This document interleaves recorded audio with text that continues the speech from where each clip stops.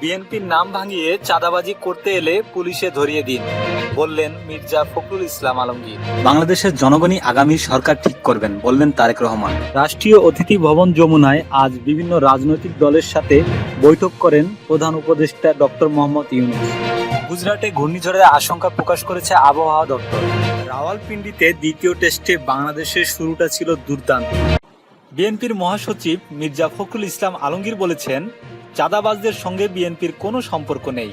আপনাদের এলাকায় কেউ যদি বিএনপির নাম ভাঙিয়ে চাঁদাবাজি করতে আসে তবে তাকে ধরে পুলিশের হাতে তুলে দেবেন। আজকে বিভিন্ন পত্রপত্রিকায় বিএনপির ভাবমূর্তি নষ্ট হওয়ার মতো খবর প্রকাশিত হচ্ছে। এসব কর্মকাণ্ডের সঙ্গে বিএনপির কোনো সম্পর্ক নেই। আজ শনিবার দুপুরে কুমিল্লার লালমাই উপজেলায় ছোট শরীফ এলাকায় বন্যা কবলিতদের মধ্যে ত্রাণ বিতরণ করতে এসে সংক্ষিপ্ত বক্তব্যে এসব কথা বলেন মির্জা ফখরুল। বিএনপির ভারপ্রাপ্ত চেয়ারম্যান তারেক রহমান বলেন, বাংলাদেশের জনগণই ঠিক করবেন ভবিষ্যতে কারা সরকার গঠন করবে। আওয়ামী লীগের পতন হলেও তাদের দোসরদের বিষয়ে নেতাকর্মীদের সতর্ক অবস্থানে থাকার আহ্বান জানান তিনি। আজ শনিবার দলের তৃণমূলের নেতাকর্মীদের সঙ্গে ভার্চুয়াল এক মতবিনিময় সভায় তারেক রহমান এসব কথা বলেন। ধারাবাহিক এ মতবিনিময়ের তৃতীয় দিন আজ তিনি ময়মনসিংহ ও সিলেট বিভাগের নেতাকর্মীদের সঙ্গে কথা বলেন।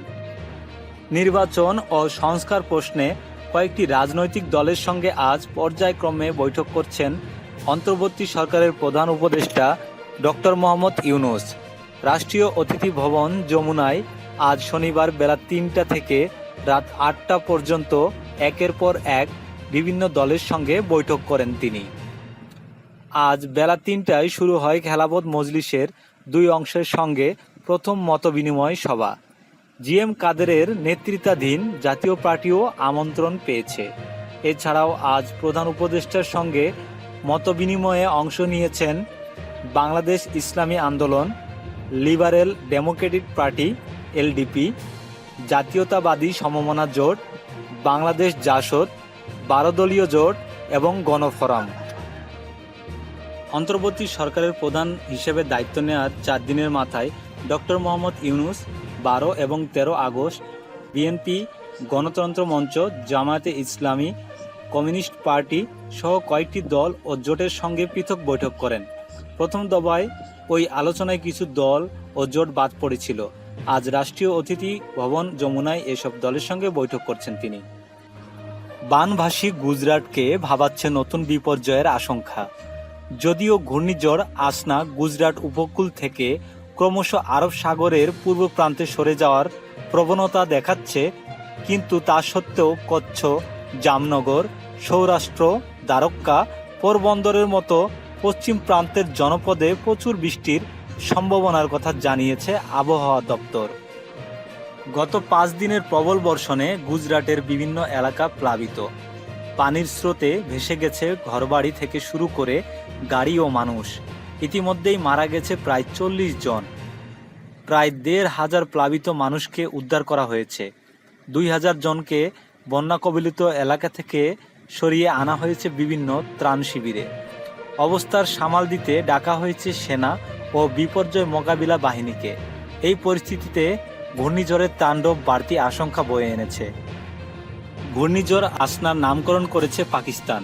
এর বিশেষত্ব হল নিম্নচাপটি তৈরি হয়েছে গুজরাটের পশ্চিম তটবর্তী অঞ্চলে, পরে তা ঘূর্ণিঝড়ের পরিণত হয়ে সমুদ্রের দিকে এগোচ্ছে। সাধারণত নিম্নচাপ তৈরি হয় সমুদ্রে, পরে ঘূর্ণিঝড়ের রূপ নিয়ে স্থলে আছড়ে পড়ে। এটি উল্টো, স্থলে সৃষ্টি হওয়ার দরুন ঝড়ো আবহাওয়া ও বৃষ্টিপাতের ঝাপটা থেকে গুজরাট রেহাই পাচ্ছে না। ইতিমধ্যে বন্যাপ্লাবিত গুজরাটের কাছে সেটা হয়েছে গদের উপর বিষ ফোঁড়ার মতো নতুন বিপর্যয়। শুক্রবার থেকে নতুন করে শুরু হয়েছে বৃষ্টি, সঙ্গে ঝড়। বন্যাপ্লাবিত রাজ্যের 7টি জেলায় নতুন বিপর্যয়ের সংকেত জারি করা হয়েছে। জনজীবন এখন তাই বিপর্যস্ত। পাকিস্তান সফরে এখন পর্যন্ত গল্পটা এমনই। রাওয়ালপিন্ডিতে 2 ম্যাচ সিরিজের প্রথম টেস্টে ইতিহাস গড়া 10 উইকেটে জয়ের পর দ্বিতীয় টেস্টেও নাজমুলদের শুরুটা হলো দাপুটে। বৃষ্টির কারণে গতকাল প্রথম দিনের খেলা ভেসে যাওয়ার পর আজ দ্বিতীয় দিন টসে জিতে পাকিস্তানকে ব্যাটিংয়ে পাঠিয়ে 274 রানে অল আউট করেছে বাংলাদেশ। প্রথম টেস্টের দ্বিতীয় ইনিংসে 21 রানে 4 উইকেট নিয়ে জয়ের মঞ্চ গড়ে দেওয়া সেই মেহেদী হাসান মিরাজ 5 উইকেট নিয়ে পাকিস্তান ব্যাটিংয়ের ধস নামান। তাসকিন আহমেদ নিয়েছেন 3 উইকেট। দিন শেষে 2 ওভার ব্যাট করে বাংলাদেশ কোনো উইকেট না হারিয়ে করেছে 10 রান। সাদমান ইসলাম 6 রানে অপরাজিত আছেন। 3 বল খেলে কোনো রানের দেখা এখনও পাননি জাকির হাসান। এখন পর্যন্ত আমাদের সাথে থাকার জন্য আপনাদেরকে অসংখ্য ধন্যবাদ। পরবর্তী সংবাদ দেখার জন্য আমাদের পেজটিতে ফলো দিয়ে রাখবেন এবং ইউটিউব থেকে যারা দেখছেন চ্যানেলটি অবশ্যই সাবস্ক্রাইব করে রাখবেন। আজকের মতো এখানেই বিদায় নিচ্ছি। সকলে ভালো থাকবেন, সুস্থ থাকবেন। আল্লাহ হাফেজ।